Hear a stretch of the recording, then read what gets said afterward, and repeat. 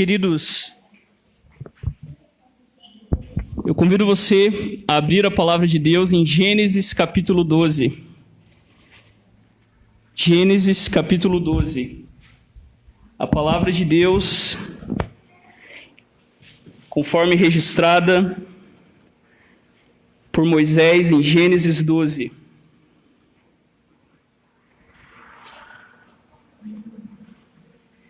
É o primeiro livro da Bíblia, é bem fácil da gente encontrar.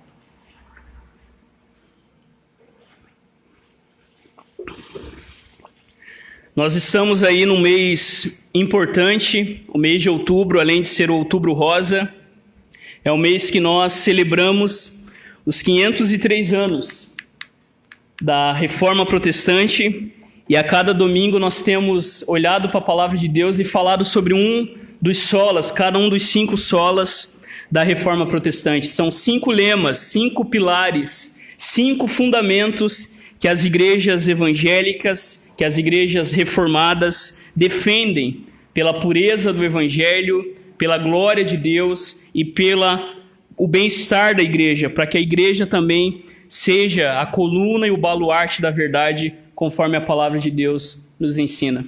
Hoje nós vamos falar somente a fé, sola fide, e nós vamos ver, queridos irmãos e irmãs, que a fé sempre começa em Deus, que a fé sempre leva à obediência e que a fé sempre envolve adoração confiante. É sobre isso que nós vamos estudar em Gênesis 12, do versículo 1 até o versículo 9. Todos encontraram? Gênesis capítulo 12, do versículo 1 até o versículo 9. A palavra de Deus nos diz assim: ouça com fé a palavra de Deus. O Senhor tinha dito a Abraão: saia da sua terra, da sua parentela e da casa do seu pai, e vá para a terra que lhe mostrarei. Farei de você uma grande nação, e o abençoarei e engrandecerei o seu nome. Seja uma bênção. Abençoarei aqueles que o abençoarem, e amaldiçoarei aquele que o amaldiçoar. Em você serão benditas todas as famílias da terra. Partiu, pois, Abrão, como o Senhor lhe havia ordenado, e Ló foi com ele. Abrão tinha 75 anos quando saiu de Harã. Abrão levou consigo a sua mulher Sarai e o seu sobrinho Ló, todos os bens que haviam adquirido e as pessoas que lhes foram acrescentadas em Harã. Partiram para a terra de Canaã e lá chegaram. Abrão atravessou a terra até Siquém, até o carvalho de Moré. Nesse tempo, os cananeus habitavam essa terra. O Senhor apareceu a Abrão e lhe disse: darei essa terra à sua descendência. Ali, Abrão edificou um altar ao Senhor que lhe tinha aparecido. Passando dali para o monte a leste de Betel, armou a sua tenda, ficando Betel a oeste e Ai a leste. Ali edificou um altar ao Senhor e invocou o nome do Senhor. Depois, Abrão partiu dali, indo sempre na direção do Neguebe. Esta é a palavra do Senhor. Feche seus olhos. Pai, nós estamos diante da Tua palavra. E se nessa noite nós queremos ouvir a Tua voz, nós devemos deixar a Tua palavra falar com o Teu povo. Que nessa noite seja apenas, Deus, a exposição das Tuas palavras, que eu me esconda atrás do texto sagrado, que eu me esconda atrás de Cristo Jesus e que o Teu povo saia daqui com o seu coração cheio de fé. Mas não uma fé apenas empolgante, não uma fé passageira, não uma fé que se vai com qualquer coisa, mas a verdadeira fé que começa no Senhor, que leva à obediência e que gera em nosso coração adoração confiante. Que o Teu povo saia daqui não pensando no que fazer, mas se alegrando por aquilo que Jesus fez na cruz do Calvário em nosso lugar. Que o teu povo saia daqui celebrando a verdadeira fé que fala sobre Cristo Jesus, a sua morte, a sua ressurreição e a sua entronização hoje à direita de Deus, o Pai Todo-Poderoso. Que as palavras dos meus lábios e a meditação do meu coração sejam agradáveis na tua presença, Senhor, rocha minha e meu Redentor. Em nome de Cristo, nós oramos pela fé. Amém. Queridos, o que é fé? Você já parou para pensar isso? Dentro da reforma, dentro das igrejas evangélicas, há uma máxima. A justificação pela fé somente é o artigo pela qual a igreja permanece de pé ou cai. O que isso quer dizer? Isso quer dizer, queridos irmãos e irmãs, que nós somos justificados diante de Deus, não pelo que fazemos, ou que podemos fazer, ou deixamos de fazer, mas nós somos justificados diante de Deus apenas por fé em Jesus Cristo. Esse era o grande lema de Lutero, esse era o grande lema das igrejas evangélicas que surgiram em 1517, há 503 anos atrás. Se alguém perguntar para você por que você tem paz com Deus, por que você, quando bater as botas, tem a certeza que vai estar diante do Senhor no céu, você deve dizer: não porque eu fiz algo ou deixei de fazer algo, na verdade eu contribuo para a minha salvação. A única coisa que eu contribuo para a minha salvação são os meus pecados. A única coisa que eu fiz ativamente foi rejeitar ao Senhor. E se eu estou aqui justificado hoje, é por causa daquilo que Cristo fez na cruz do Calvário em meu lugar. Quando nós chegarmos no céu, ninguém vai dizer: estou aqui porque fiz isso ou aquilo, mas todos nós vamos estar lá no céu apontando para aquele que parece um cordeiro que foi morto e voltou à vida. Nós estamos aqui por causa da morte daquele que tomou o nosso lugar. Mas, queridos, o que é fé? Na cultura, na nossa cultura, o termo fé não está fora de moda. Até os cientistas dizem que a fé ajuda na recuperação, que pessoas com fé se recuperam mais, que pessoas com fé lidam melhor com seus problemas. O termo fé não está fora de moda. Você pode lembrar, por exemplo, os irmãos que gostam de músicas mais antigas, uma música de Raul Seixas que ele diz: não diga que a canção está perdida, tenha fé em Deus, tenha fé na vida, tente outra vez. Ou você ainda pode pensar em outra canção, dessa vez de Gilberto Gil, que ele diz: andar com fé eu vou, que a fé não costuma falhar. A fé está presente na nossa cultura, pessoas falam sobre a fé. Ou talvez você pense, queridos, em fé naquelas frases motivacionais do Facebook: foco, força e fé.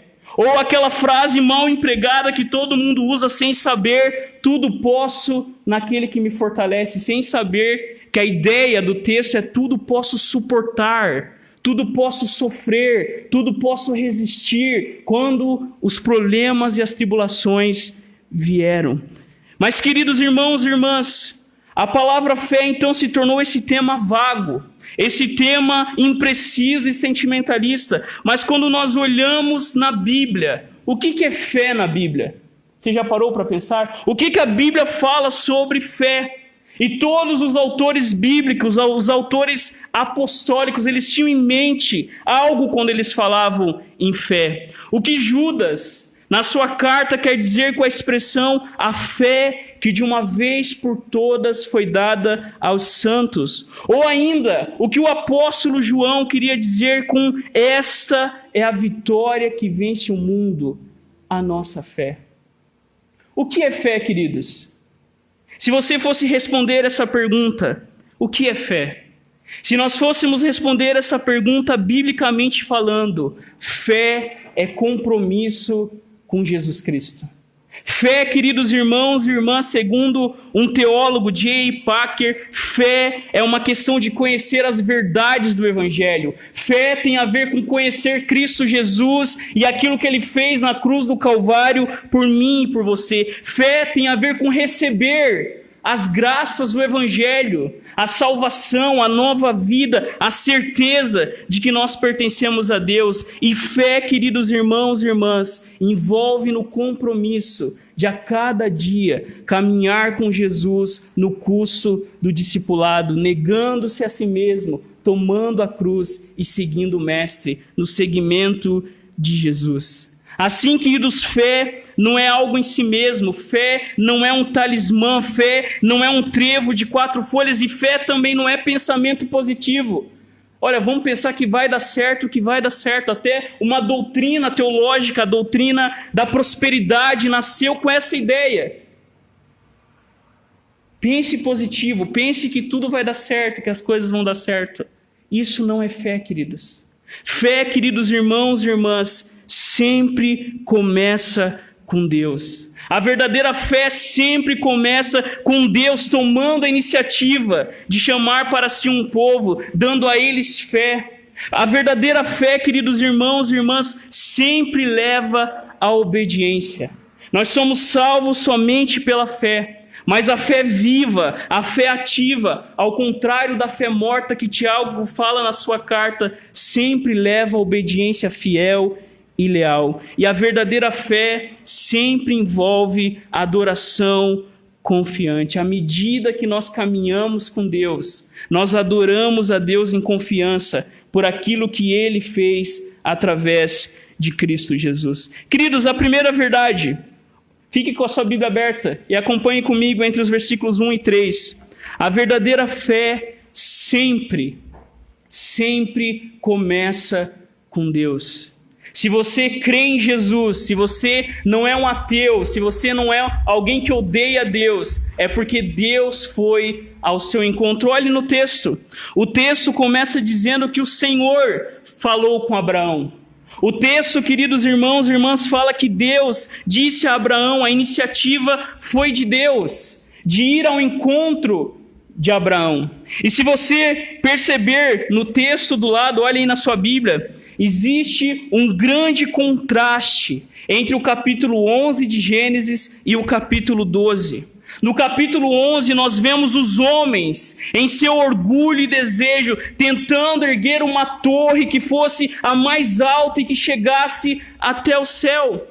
Se você olhar no versículo 4 do capítulo 11, eles diziam, olha no texto, vamos construir uma cidade e uma torre que chegue até o céu, e assim seremos célebres, seremos mais importantes que todo mundo. O que aqueles homens queriam na Torre de Babel era fama. O desejo orgulhoso daqueles homens era invadir o céu e tirar Deus do trono, para evitar um possível novo dilúvio. Era essa a ideia daqueles homens de Babel, cheios de si, achando que poderiam, queridos irmãos, salvar a si mesmo, achando que poderiam fugir de Deus, de um novo dilúvio, se esquecendo da promessa, da graça de Deus, através do arco-íris. Mas aqueles homens, queridos irmãos e irmãs, tentam tirar Deus do trono. Mas a grande verdade é que Babel, como o próprio nome diz, acaba em confusão. As pessoas não se entendem, as pessoas com seus planos egoístas são frustradas pelo próprio Deus. E aqui, queridos, toda iniciativa humana sempre acaba em confusão. Se você tenta salvar a si mesmo pela força do seu braço, se você tenta ainda se justificar diante de Deus fazendo alguma coisa, isso vai acabar em confusão. Mas quando nós lemos a primeira parte do capítulo 12, o chamado de Abrão, aquele que é conhecido como pai da fé, aquele que é conhecido como amigo de Deus, nós não vemos Abraão construindo alguma coisa. Nós não vemos, queridos irmãos e irmãs, o Abraão tentando encontrar alguma coisa, não. Mas nós vemos Deus, em sua graça soberana, dentro do seu sábio e perfeito plano, chamando um homem para andar com ele. A fé sempre começa com Deus. E essa jornada que Abraão entra com Deus é um desafio. Deus chama Abrão a deixar sua terra natal, seus parentes, a família do seu pai e ir em direção a uma terra que Deus mostraria. Você percebe a diferença da Torre de Babel e do chamado de Abrão? Se eu fosse perguntar para você aonde você está na Torre de Babel ou você está como Abraão? Esperando unicamente pela soberania de Deus, sabendo que Deus é aquele que vem ao encontro do seu povo, sabendo que Deus é aquele que desce das maiores alturas e vem ao encontro do seu povo. Nunca, querido, somos nós que subimos, nunca somos nós que fazemos alguma coisa, é sempre Deus que vem em direção do seu povo. Deus está então ordenando a Abraão, olhe no texto, a deixar a sua segurança, deixar a sua estabilidade e ir em direção a um lugar indefinido. Abraão, queridos, foi chamado pelo Senhor para ser o grande patriarca dos hebreus, mas ele não sabe ao certo para onde está indo. Mas Abraão, queridos irmãos e irmãs, ao ouvir Deus dizendo para ele sair da sua terra, do meio dos seus parentes, Abraão, queridos irmãos e irmãs, é tirado da sua religião panteísta e impessoal que ele vivia em Ur dos Caldeus. Quando Abraão ouve Deus falando com ele, Abraão não sabia quem estava falando com ele, mas Deus vai ao encontro de Abraão e chama ele para entrar numa jornada de fé com Deus. O pastor John Stott chama Cristo de o grande cão de caça de Deus. É Deus, queridos irmãos e irmãs, que nos persegue. É Deus que vem atrás de nós. Você pode tentar fugir, como diz o Salmo 139, mas o Senhor não abre mão dos seus, assim como Deus foi em direção a Abraão. Olhe nos versículos 2 e 3, Deus então faz uma promessa para Abraão. O versículo 2, farei de você uma grande nação e o abençoarei e o tornarei famoso e você será uma bênção para os outros. O versículo 3, abençoarei os que o abençoarem e amaldiçoarei os que o amaldiçoarem. Por meio de você, todas as famílias da terra serão abençoadas. Queridos, enquanto em Babel os homens estão tentando fazer um nome famoso para si, aqui Deus promete a Abraão que ele seria uma bênção, que Deus abençoaria o seu nome, que Deus abençoaria a sua família, e não só isso, que através de Abraão o mundo todo seria abençoado. É Deus, queridos irmãos e irmãs, que dá essa fé a Abraão e a sua família. É Deus, queridos irmãos e irmãs, que vai na direção de Abraão e faz promessas a ele, sem ele ter feito nada. Abraão ainda não fez um sacrifício, Abraão ainda não invocou o nome do Senhor, Abraão ainda não sabe nem o nome de Deus, que Deus vai lá na frente revelar o nome dele. Eu sou o eu sou. O mesmo nome que Deus revela a Moisés, mas esse homem que nada fez é chamado por Deus a ser uma bênção, a ser um abençoador, e a sua família seria a bênção para o mundo todo. Queridos, essa é a verdadeira fé. A verdadeira fé sempre começa em Deus. A fé que permanece mesmo diante das lutas, diante das dificuldades. É essa fé, irmãos e irmãs, que nós sabemos que é Deus que nos dá. E o projeto dessa fé que começa em Deus não é bênção só para mim, mas é bênção para todo mundo. A verdadeira fé que começa em Deus não pensa só em mim, mas começa a pensar menos em mim e mais naqueles que estão à minha volta. A verdadeira fé é um projeto comunitário. A intenção de Deus sempre foi abençoar o mundo todo através da descendência que viria de Abraão. O versículo 3, queridos, evidencia o que Deus tinha em mente. Por meio de Abraão e da sua família, todas as pessoas da terra seriam abençoadas. Hoje nós estamos aqui porque nós fomos alcançados com a bênção de Deus, que tem abençoado todas as famílias da terra. Queridos irmãos e irmãs, Abraão era o pai da fé, mas se você conhecer a história, você não é muito diferente de Abraão.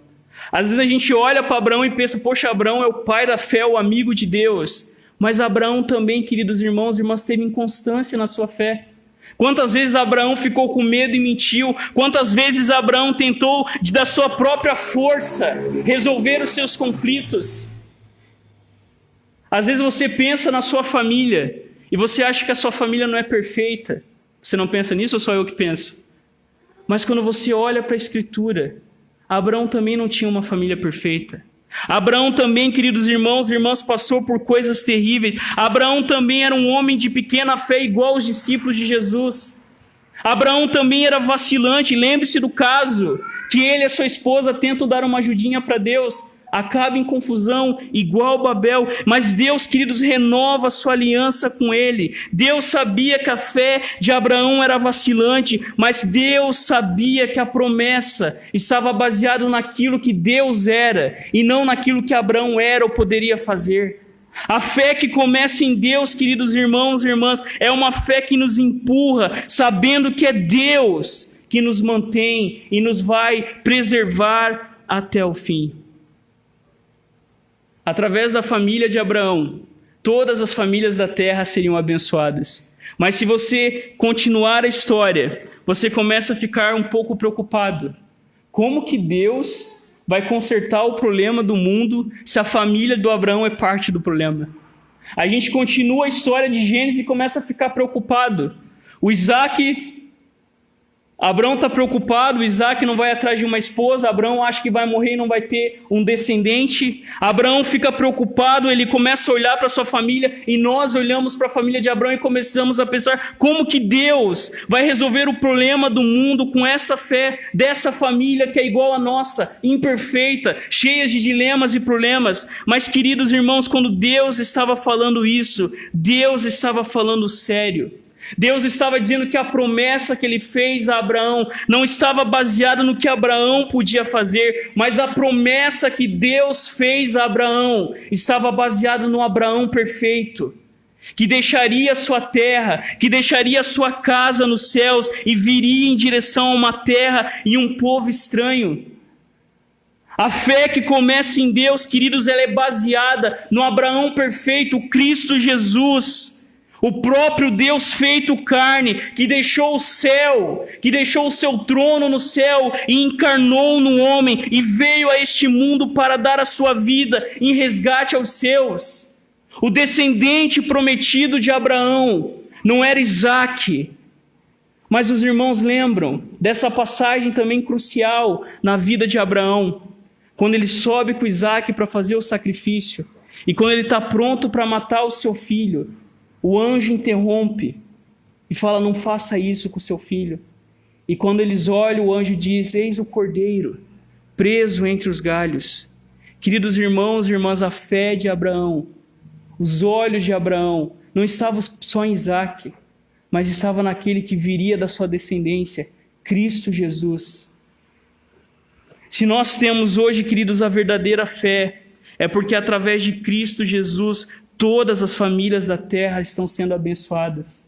Se hoje nós estamos aqui confessando o nome de Jesus, se hoje pessoas são libertas do pecado e das trevas e das garras do diabo em tantas religiões mentirosas no Brasil e mundo afora, é porque, queridos irmãos e irmãs, essa fé que começa em Deus está baseado não em Abraão, que morreu, mas estava baseado num Abraão que morreu, mas ressuscitou ao terceiro dia. E que hoje também, queridos irmãos e irmãs, estende a sua bênção para mim e para você.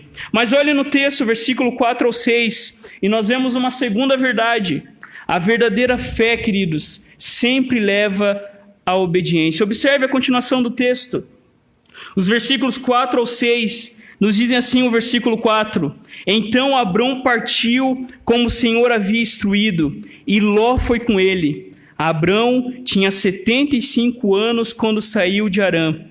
Queridos, Abraão, ele obedece à ordem do Senhor. Talvez não sem relutância, talvez não com medo no seu coração, talvez não sem a Sara. Imagina isso. Você chegar para sua esposa e dizer: olha, amor, prepara as malas. Quem tem esposa aqui sabe como as mulheres são nessas coisas. Prepara as malas que nós estamos saindo e nós vamos morar em outro lugar, e a sua esposa perguntar onde. E você fala: eu não sei. Eu não tenho mapa, eu não tenho um seguro viagem, eu não tenho nada disso. Imagina a Sara quando ela escuta essa notícia. Nós vamos embora daqui, mas para onde? Olha, eu não sei. Deus falou comigo, mas que Deus? A gente tem tantos deuses em Harã.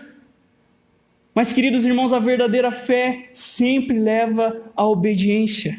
A verdadeira fé, queridos irmãos e irmãs, sempre nos leva a olhar para aquilo que Deus tem para nós. Abraão, queridos, ele mora em Ur dos Caldeus. Abraão morava numa região de inúmeras divindades sendo adoradas igual a gente. Os deuses só mudam de corpo, mas são os mesmos deuses atormentando os homens até hoje. Abraão, ele era um pagão, ele cultuava falsos deuses, ele ainda não conhece esse Deus que está falando com ele. Mas Deus já estava, queridos, a mesma coisa acontece conosco. Quando você ouve o Evangelho e você responde sim ao Evangelho, é porque o Espírito Santo de Deus já está trabalhando no seu coração. E ninguém pode, como a palavra de Deus diz, agindo Deus, quem impedirá? Abraão, queridos irmãos e irmãs, era um pagão, mas Deus, ao chamar e mandar ele sair da sua casa, ele obedece. Abraão ainda não conhece Deus de modo profundo, mas nós sabemos, queridos, que Abraão parte, ele obedece a Deus. Hoje fazer uma viagem é difícil, se você não tiver todos os seguros, imagina naquele tempo. E, queridos, a situação de Abraão não estava fácil. Ele tinha acabado de perder o pai dele. Se você ver o finalzinho do capítulo 11, eles estavam vivendo um luto na família dele. Não bastasse isso, a sua esposa, o finalzinho do 11, olha aí, diz que ela era estéril. Além disso, o nosso texto aqui no 12 diz que Abraão já não era aquele garotão com 30 anos, 40 anos, os irmãos 50 anos que a gente está. Abraão já tinha 75 anos. Abraão tinha tudo para não sair da sua terra. E ainda leva uns parentes junto. Para deixar um pouco apimentada a viagem, os servos de Ló e os servos de Abraão começam a brigar porque não tinha pasto para toda a sua ovelha. Queridos irmãos, não tinha nada que dissesse para Abraão, olha, você tem um seguro para ir. A única coisa que Abraão tinha era a voz de Deus dizendo a ele, sai da sua terra e vai em direção ao lugar que eu vou te mostrar. Queridos, a verdadeira fé sempre leva à obediência. A verdadeira fé sempre é um ponto de partida, tal como foi com Abraão, tal como foi com Jacó, tal como foi com José, com Moisés, com Davi e com Jesus. Abraão, ele obedece a Deus, ele chama Sara e toda a sua família, e eles vão em direção a uma terra que eles não têm certeza para onde que era. Apenas Deus falou que ia guiando eles no meio do caminho. Mas, queridos, olha, o texto diz no 5 e no 6 que eles partiram. E o finalzinho, queridos irmãos e irmãs, do versículo 6, traz uma informação importante. Abraão sai com Ló e sua família. Eles chegam em Siquém, e o verso 6 nos diz, naquele tempo os cananeus habitavam a região. Quando nós ouvimos os cananeus, nós nos lembramos da tragédia que é o livro de Juízes. Leia o livro de Juízes, é tipo um filme de terror. É para maiores de 40 anos, né, o livro de Juízes. Queridos, é tragédia atrás de tragédia. O problema não era os cananeus. E Deus, aqui o autor sagrado inspirado, fez questão de colocar, olha, naquele tempo viviam os cananeus, porque os cananeus, os deuses dos cananeus, sempre seriam um perigo para o povo de Deus. Abraão vive numa região infestada de Deus, e o problema do povo de Israel sempre foi a idolatria. E o autor sagrado está dizendo aqui com os cananeus que eles precisavam lembrar que a verdadeira fé leva à obediência. A verdadeira fé, queridos irmãos e irmãs, envolve lealdade a Deus, mesmo que isso traga prejuízo para nós. A verdadeira fé leva a lealdade ao Senhor e não aos deuses que são cultuados hoje na nossa cultura. O Deus do dinheiro, o Deus do sexo, o Deus do prazer, o Deus do poder, o Deus do status, o Deus da imagem. Nós vivemos em Canaã. Deuses querendo concorrer com a gente. Você chega no caixa eletrônico, ali é um Deus. E tem gente que deposita toda a sua confiança no seu dinheiro. Algumas pessoas depositam nos produtos que prometem deixar você 20 anos mais nova. Outros estão desesperados buscando prazer, tentando viver uma vida que não satisfaz. Queridos irmãos e irmãs, nós continuamos vivendo em Canaã. Nós continuamos vivendo no meio de uma sociedade que quer ser completa e feliz sem Deus, mas isso é impossível. E o autor sagrado estava dizendo que o problema do povo de Israel sempre seria esse. Não é isso que Josué fala? Olha, escolham quem vocês vão servir. Se a Deus, a Deus. Se a Baal, Baal. Eu e minha casa serviremos ao Senhor. Porque a verdadeira fé, queridos irmãos e irmãs, envolve obediência. Fé não é o que todo mundo no Brasil pensa que é acreditar em Deus. Nasci num país cristão, sou cristão. Fé não é mera crença. Fé, queridos irmãos e irmãs, é se lançar à vontade de Deus. Fé não é dizer, eu acredito em Deus, mas vivo a minha vida do meu jeito. Fé, queridos irmãos e irmãs, é entrar em uma jornada com Deus e ser guiado por Ele, não sabendo o que nos espera. Eu não sei o que Deus espera para mim, tem para mim lá na frente. Se eu vou morrer aos 80 ou se eu vou ter câncer aos 40. Eu não sei se eu vou ter um casamento feliz daqui a uns anos ou se eu vou ficar solteiro para o resto da vida. Eu não sei o que me espera, mas o que eu sei é que a verdadeira fé é uma fé que leva à obediência. Sabendo, queridos irmãos e irmãs, como Lutero bem disse, eu não sei por quais caminhos Deus me conduz, mas eu conheço bem o meu guia. Eu não sei o que nos espera, mas eu sei que aquele que me guia, que aquele que me sustenta, é aquele que sabe todas as coisas e está fazendo tudo cooperar para o meu bem e para a glória do seu nome. Nós não sabemos, queridos, o que vai nos acontecer, mas a fé não é um amuleto, a fé não é deixar a Bíblia aberta no Salmo 91, a fé não é você ficar escutando música, o gospel o dia inteiro. Fé é obedecer a Deus. Sem qualquer garantia, a única garantia é Cristo Jesus. A única garantia que Deus nos dá é a cruz de Cristo. Fé é obediência, queridos. Nós ficamos impressionados com a obediência de Abraão. Não é sem motivo que ele é chamado de pai da fé. Mas, queridos, a fé de Abraão era vacilante igual a minha e a sua. Tem dia que você está voando nas asas do Espírito, não é assim? E tem dia que você está sentindo que nem o Daniel na cova dos leões. E ainda com os leões bem acordados e com fome. Não é assim?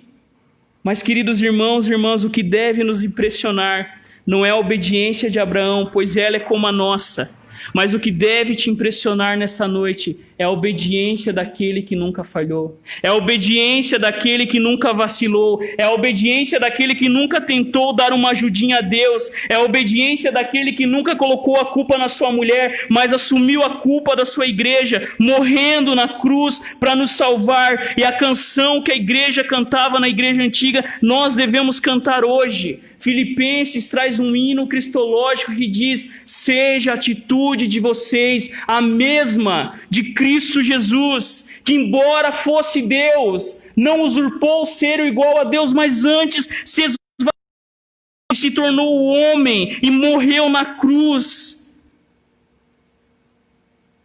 Queridos, a verdadeira fé, a fé em Cristo Jesus, sempre leva a obediência. Você é aceito por Deus, você é justificado por Deus, você é adotado por Deus, você será glorificado e vai receber um corpo glorificado por causa de Jesus. É a obediência de Jesus que nos leva a obedecer a Deus. É a obediência de Jesus que nos leva a olhar para a cruz e não fazer outra coisa senão obedecer a esse Deus. Obedecer a Deus, guardar a lei de Deus, não é pesado, como o próprio salmista e o apóstolo fala. Os mandamentos do Senhor não são penosos, porque quando nós entendemos que a verdadeira fé leva a obediência, nós entendemos os mandamentos de Deus como dádiva. A lei de Deus é graça para mim e para você. Os 10 mandamentos não é uma coisa para a gente passar longe, mas os 10 mandamentos, queridos irmãos e irmãs, é a lei do Senhor, que é perfeita e restaura a alma. Mas olhem no texto, queridos, a terceira e última verdade. A verdadeira fé sempre leva à adoração confiante. Olha o versículo 7 até o 9. A terceira e última parte da nossa exposição, o versículo 7, nos diz assim: então o Senhor apareceu a Abrão e disse: darei essa terra a seus descendentes. Abraão construiu um altar ali e o dedicou ao Senhor que lhe havia aparecido. Queridos, o autor sagrado inspirado agora nos diz que Deus não apenas fala com Abraão, mas Deus aparece a Abraão. Abraão agora não só ouve a voz de Deus, mas de alguma forma Abraão enxerga Deus. Nós não sabemos ao certo como Deus apareceu, mas o que nós sabemos, queridos, que à medida que Abraão entra nessa jornada com Deus, ele é levado a uma adoração confiante. E à medida que Abraão vai caminhando com Deus, o relacionamento de Abraão com Deus vai aumentando. Agora Abraão não só ouve Deus, Abraão agora vê Deus. E o texto diz ainda que houve um outro momento que Deus aparece no fogo para Abraão, queimando o sacrifício que foi feito, Deus selando a sua aliança. Queridos irmãos, a verdadeira fé sempre leva à adoração confiante, porque é isso que Abraão faz. Quando Deus aparece a Abraão, agora Abraão começa a entender que todos os falsos deuses de Canaã eram falsos deuses. Que o verdadeiro Deus era aquele que lhe havia prometido e feito uma promessa. Olha o texto. Deus novamente faz uma promessa para Abraão: darei essa terra aos seus descendentes. E nós sabemos, queridos irmãos, naquele tempo, ainda hoje mas naquele tempo, para você ter uma posteridade, para você ter uma descendência, você precisava ter uma propriedade. Naquele tempo que as pessoas viviam de forma nômade, em tribos, migrando de tempos em tempos. Quando Deus promete a Abraão uma terra, Deus estava, querido, à medida que Abraão adora o Senhor, à medida que Abraão confia no Senhor, Deus vai se revelando ainda mais a Abraão. Deus então promete uma terra para Abraão, e essa garantia, queridos irmãos e irmãs, anos depois, o Messias estaria andando naquelas terras. Abraão, queridos, em sua peregrinação, ele deveria viver somente da fé. E a fé verdadeira sempre nos leva a adorar ao Senhor. Deus fala com Abraão. Deus aparece a Abraão. E o que Abraão faz em resposta? Abraão adora o Senhor. Ele constrói um altar a Deus. À medida que ele adora o Senhor, ele vai avançando na sua caminhada. Essa é a verdadeira fé. Porque olha o finalzinho do texto, os versículos 8 e 9.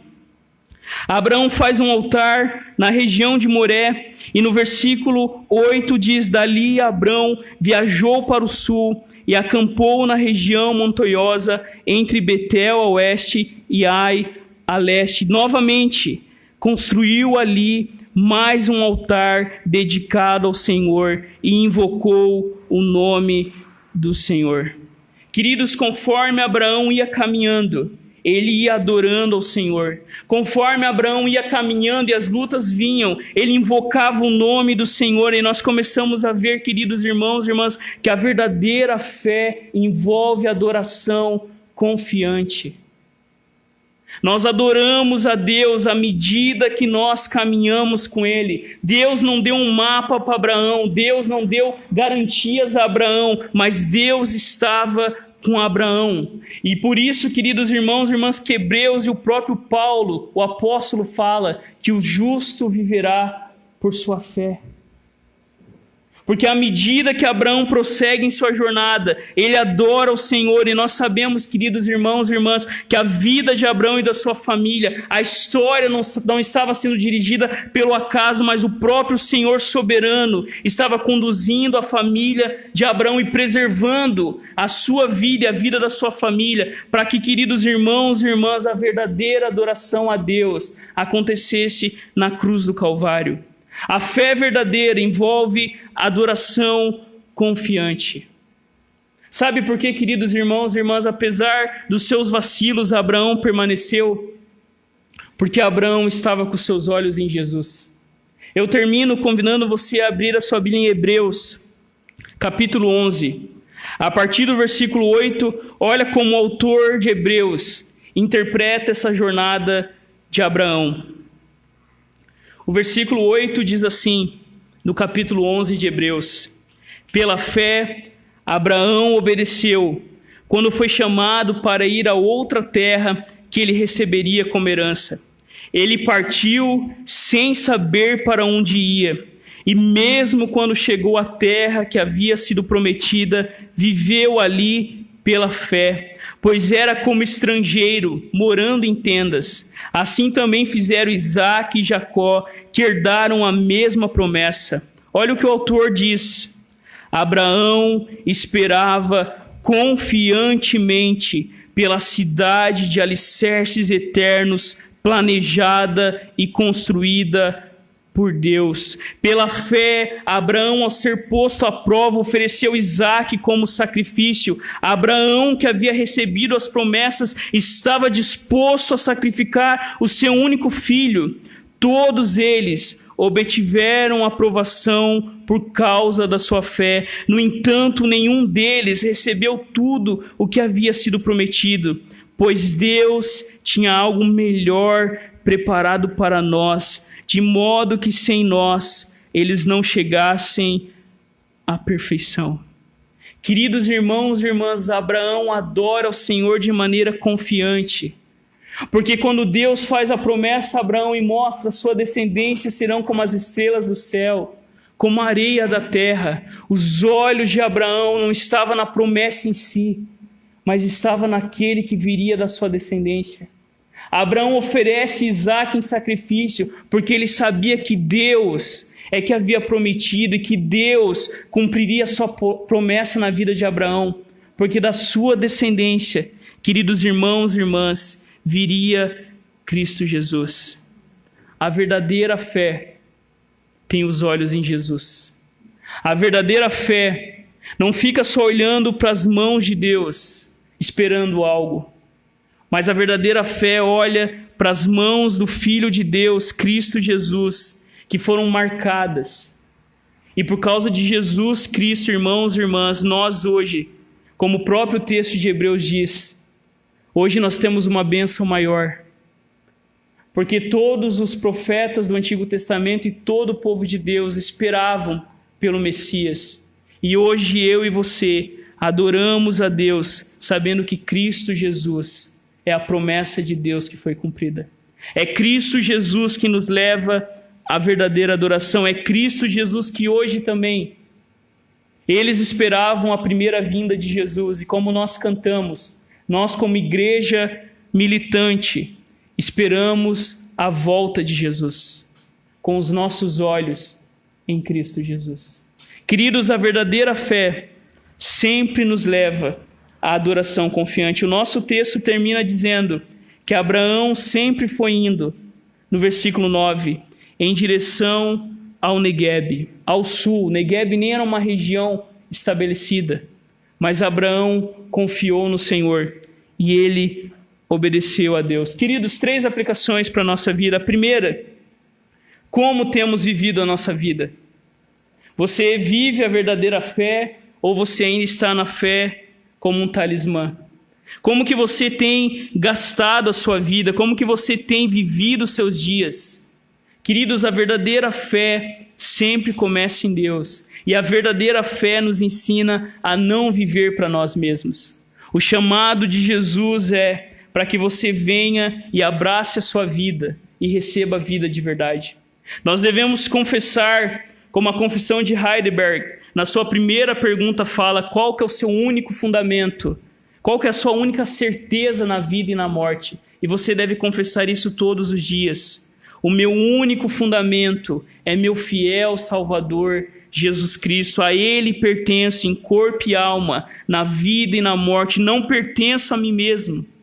Com o seu precioso sangue, Ele pagou por todos os meus pecados. Ele me libertou de todo o domínio do diabo. Agora Ele me protege de tal maneira que sem a vontade do meu Pai no céu, não perderei nem um fio de cabelo. Além disto, diz a nossa confissão de fé, tudo coopera para o meu bem. Por isso, pelo Espírito Santo, Ele também me garante vida eterna e me torna disposto a viver para Ele daqui em diante, de todo o coração. Queridos, esta é a verdadeira fé que começa em Deus. Nós pertencemos a Cristo Jesus. Uma segunda coisa, queridos, o que é liberdade? Nós temos alguns adolescentes aqui, e na nossa cultura diz que liberdade é você fazer o que dá na telha. O alcoólatra diz que liberdade é beber todas e a hora que ele quer parar, ele para. Mentira, ele não para. O viciado em pornografia diz, não, isso não faz mal, mas ele não consegue parar. A pessoa viciada em dinheiro, viciada em tantas coisas, diz que aquilo é liberdade. Mas sabe o que é liberdade? Queridos, liberdade é obediência. Se você quer ser uma pessoa livre de verdade, obedeça à lei de Deus. A lei de Deus não escraviza, os 10 mandamentos não tiram o prazer da vida, muito pelo contrário. Os 10 mandamentos trazem o verdadeiro prazer, porque liberdade é obediência. Se você quer viver a sua vida realmente bem vivida, se lembre disso. A vontade de Deus é que traz liberdade. Quando vocês estão lá com seus amiguinhos, e eles querem desonrar os pais, eles querem fazer o que dá na telha, eles querem fazer tantas coisas. Experimenta isso, você nunca vai sentir nada igual. Isso te escraviza. Lembre-se de Canaã. Lembre-se, queridos, que os mesmos deuses lá estão aqui.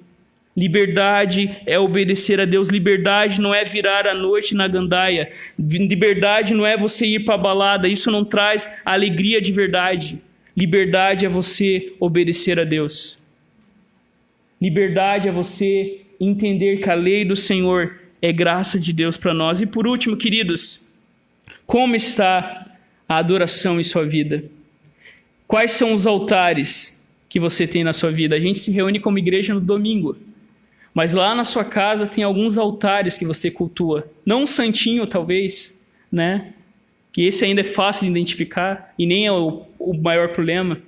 Mas, queridos irmãos e irmãs, existem altares invisíveis na nossa mente, no nosso coração, onde nós depositamos toda a nossa confiança. Abraão foi convocado por Deus a construir altares de adoração. E depois o povo de Israel teve que destruir os altares de Baal, os altares de falsos deuses e renovar novamente o altar do Senhor. Como está o nosso altar de adoração na nossa vida?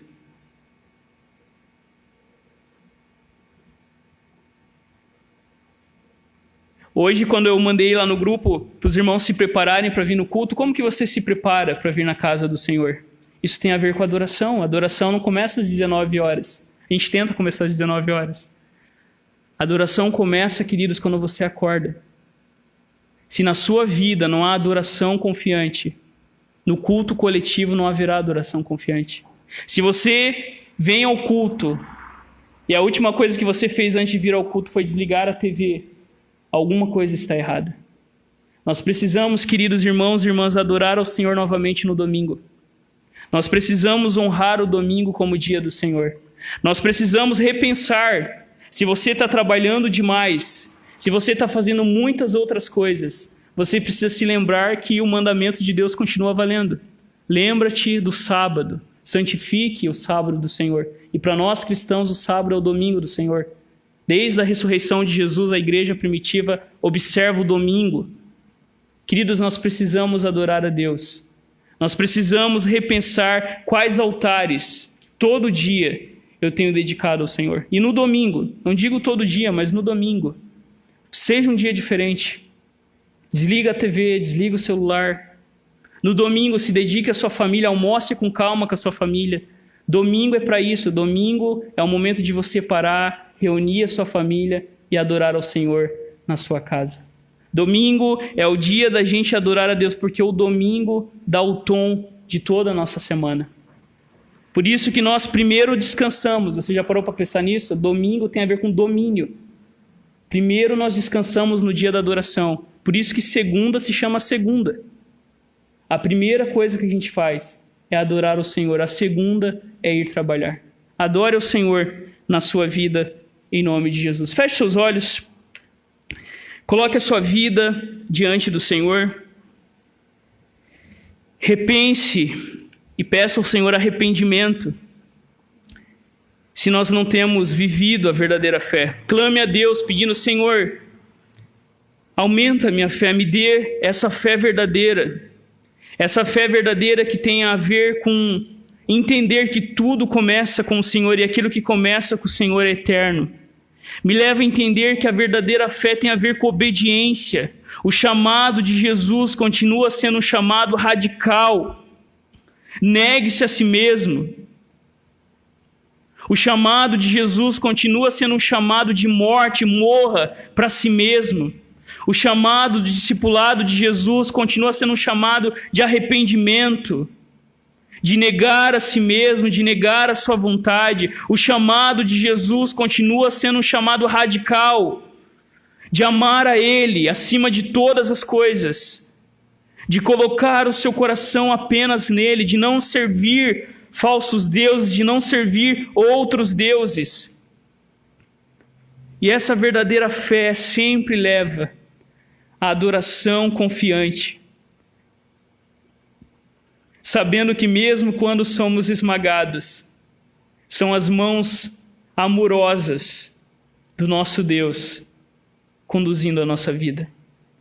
Pai, nós te louvamos o teu nome, porque nós podemos viver aqui somente pela fé em Jesus Cristo. Nós te louvamos, Deus, porque essa fé é a iniciativa do Senhor. Nós te louvamos, ó Deus, porque essa fé começa no Senhor, e nós te louvamos porque um dia nós também ouvimos a tua voz trazendo arrependimento ao nosso coração. Um dia nós também ouvimos a tua voz nos chamando a sair da onde estávamos, do nosso estado de pecado, do nosso estado de morte, em nossos delitos e pecados. Um dia também a tua luz raiou e arrancou a nossa cegueira. Um dia a tua voz gritou aos nossos ouvidos e a nossa surdez foi interrompida e nós ouvimos o Senhor nos chamando. Nós te louvamos, ó Deus, porque um dia o Senhor também veio ao nosso encontro, e se há alguém aqui no nosso meio que ainda não ouviu a tua voz, que hoje, Deus, seja dia de salvação. Se há alguém aqui, Deus, com a sua vida, ó Deus, uma bagunça, porque não está obedecendo a tua lei, porque acha que Jesus não exige nada, porque acha que pode fazer o que bem entende. Não, Senhor, nos faz entender que a tua lei continua valendo para nós. A tua lei não é um meio de salvação, isso jamais, mas a tua lei é o meio aonde o Senhor molda as nossas vidas. A tua lei é um meio de gratidão ao Senhor, porque quando nós amamos ao Senhor, nós queremos conhecer o Senhor, e à medida que nós conhecemos a tua lei, nós obedecemos a ela em gratidão. Traga ao teu povo, Deus, a adoração confiante, traga a cada um de nós verdadeiro arrependimento. Que o teu povo saia daqui com os olhos em Cristo Jesus. Que o teu povo saia daqui se lembrando, ó Deus, que nós não somos estranhos, que nós não somos forasteiros, mas nós somos concidadãos do povo santo e membros da família de Deus, e Cristo Jesus é a pedra no lugar. Hoje nós somos tua casa. Faz de nós um lugar de adoração a cada dia da semana. Nós oramos em teu nome, Jesus. Amém.